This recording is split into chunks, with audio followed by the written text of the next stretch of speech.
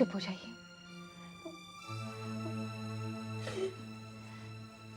यही अगर आप आनंद जी के यहाँ चली जाती तो आज क्या क्या आज मुझे इस तरह रोना नहीं पड़ता, यही कहना चाहती है ना? क्या क्या जुल्म किया मेरे सास ने मुझ पर, फिर भी सब कुछ बर्दाश्त कर लिया मैंने कहा था ना आपसे, मैं खुद उनके घर चली जाऊंगी, अगर वो मुझे लेने के लिए ना आए फिर भी चली जाऊंगी। लेकिन हितेश भैया के साथ जो हादसा हुआ उसके बाद से मेरे दिल में उनके लिए सारी रिस्पेक्ट खत्म हो गई है। मैंने उनसे साफ कह दिया अब मैं उनके घर कभी नहीं जाऊंगी, कभी नहीं जाऊंगी मैं।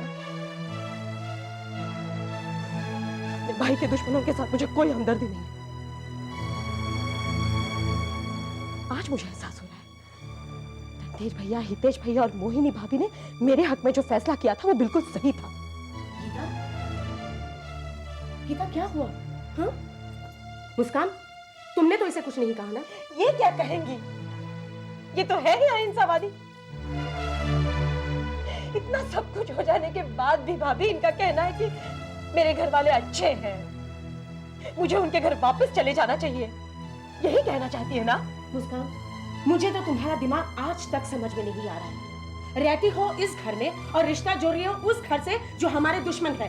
अब आप सिचुएशन का गलत फायदा मत उठाइए। मैं फायदा उठा रही हूँ? तुम गीता के बारे में बुरा चाह रही हो इसलिए मैं बोल रही हूँ। मैंने गीता दीदी का कभी भी बुरा नहीं चाहा। अरे हमेशा तो इसके पीछे लगी रहती हो और कहती हो कभी बुरा नहीं चाहा। तुम्हारी नजरों में हमेशा गीता कांटों की तरह खटकती रही है। गीता दीदी ने समझाइए, ये कुछ भी बके जा रही है। मैं बके जा रही हूँ? क्या मैं पागल हूँ? हाँ? गीता क्या अपने घर से यहाँ आ गई है, तुम्हें तो बस बुरा लग गया है।